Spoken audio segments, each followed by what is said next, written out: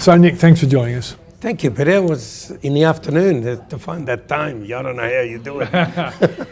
Tell me this, a lot of people are saying retail is very tough at the moment. How are you finding it? Peter, look, let's be totally honest. Retail is very competitive. There's no question. Globally, not just in Australia, because of it's all these new opportunities that customers have, to shop around. All the information is available. So you really need to have an edge in business. You need to have an edge in a way that added value. What do you really do with your product?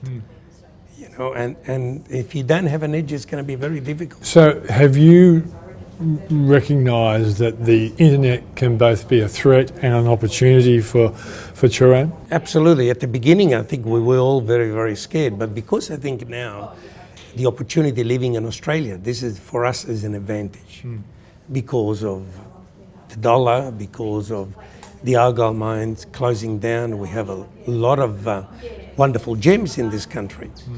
And people are looking at us, to buy that unique piece of jewellery or the unique gem that we have. Are you being helped by the fact that we've got record tourism into Australia now as well?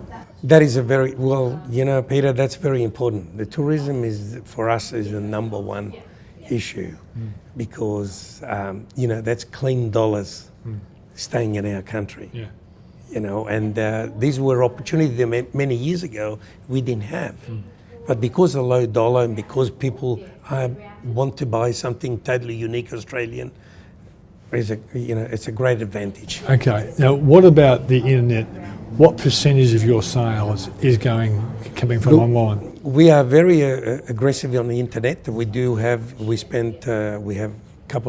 three of my staff spends a lot of time on it. And we are very active in the internet, very aggressive in the internet. There's about 20 to 30%. Especially the last month, we had a record sale on the internet. What was it like, say, 10 years ago? Well, 10 years ago, we were very scared about the internet because we had to compete.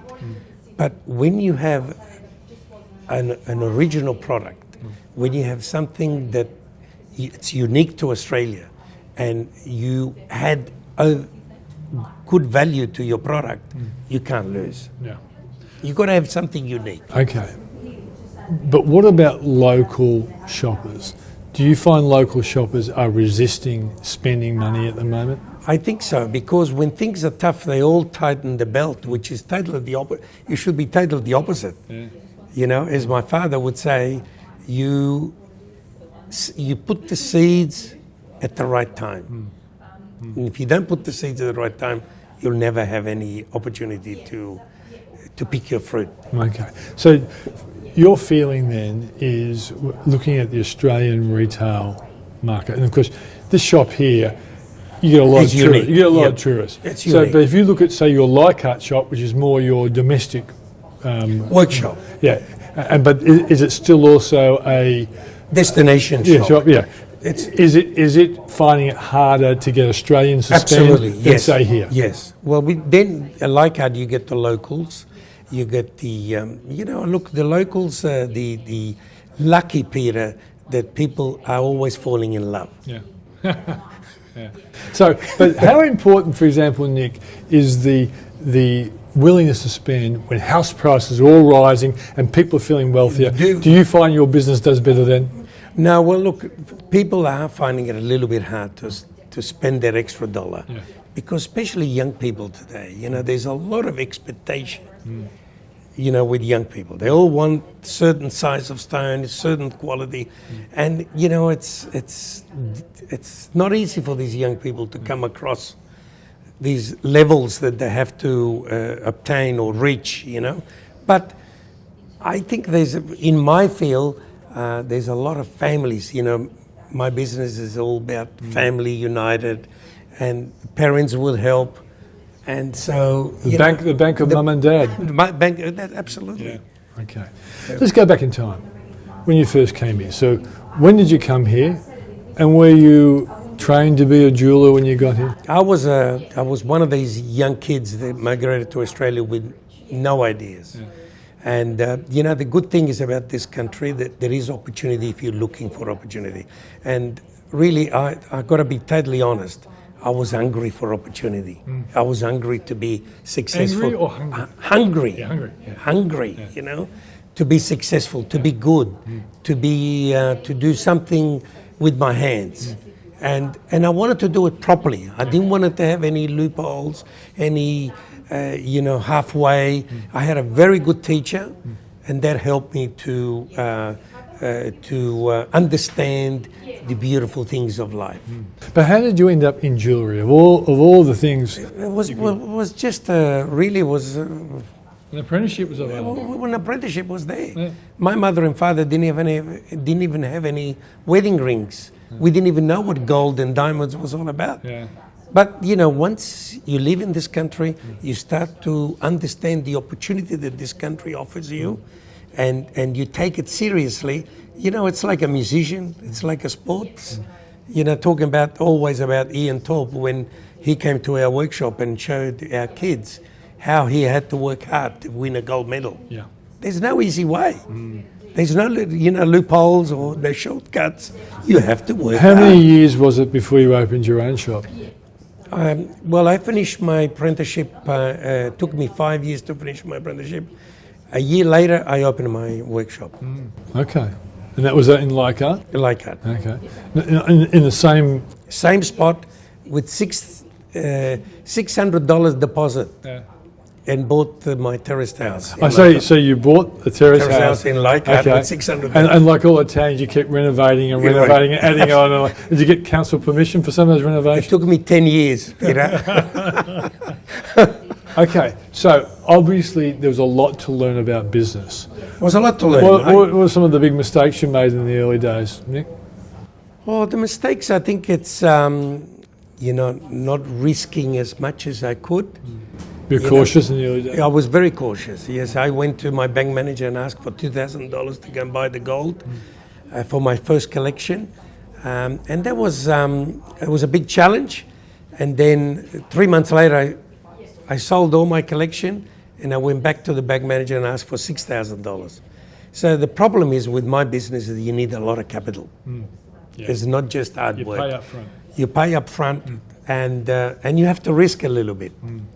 You know, so if I had maybe an education where, you know, an accountant ability where they say, don't be scared to go and borrow money.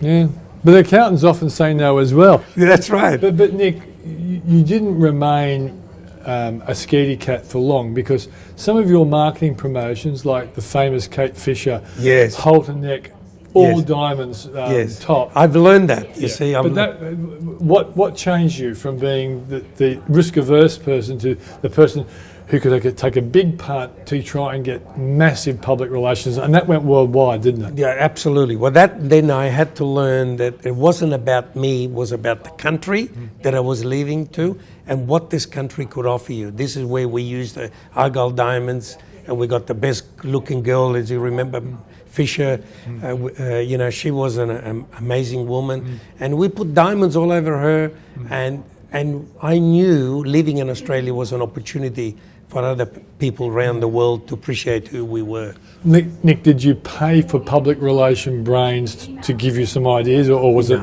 So you just did it yourself? I still do everything myself. Okay, and then you went to newspapers and radio stations? Yes, well, De Beers helped a lot of that promotion. Okay. Because De Beers was very interested to you know, to Support promote, yes, and to promote me, and you know, winning the ultimate Oscars in Paris at the Opera House. Yeah. Tell us about that.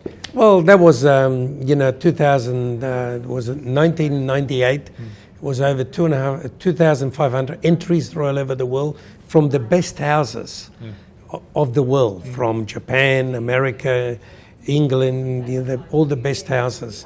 And I won the award from Gianni Versace. Gianni Versace won it 2 years before me, and I won it off him, the award. So it was a big achievement, and I was very, you know, it was something that I was very proud, and I'm going to hold, you know.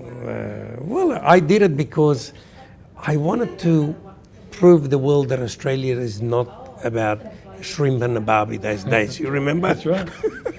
we do that, but we do other things as We well. do other things too. All right. So, given all the things that you've learned along the way, what do you think has been the most important driver to explain why Nic Cerrone and his business has continued to succeed with all the challenges out there? Peter, I still say it today, even today, you have to worry about your customer. You must give value to your customer. Number one priority is to make sure your customer is happy, she's got a smile on her face, and then you're allowed to take their money. Okay. One last question. You've been in business for how many years now? 47 years. 47 years. You've seen different kinds of employees, and the younger group of employees are often talked about being very different from former Absolutely. employees. So what have you learned to motivate and get the best out of young people today? I think what I do with the young people is today, you have to talk to them. You have to put challenges in front of them. You have to ask them, do you want to be the best or do you want to be ordinary? Because there's no room to be ordinary. You won't make a living just being normal. You have to be the best.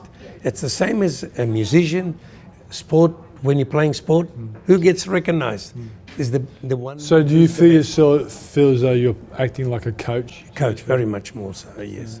And I think I'm a little bit more tolerant than I used to be, and a little bit more understanding. And I think by being older, you start to appreciate people, who they are and what they are, and why they think the way they think.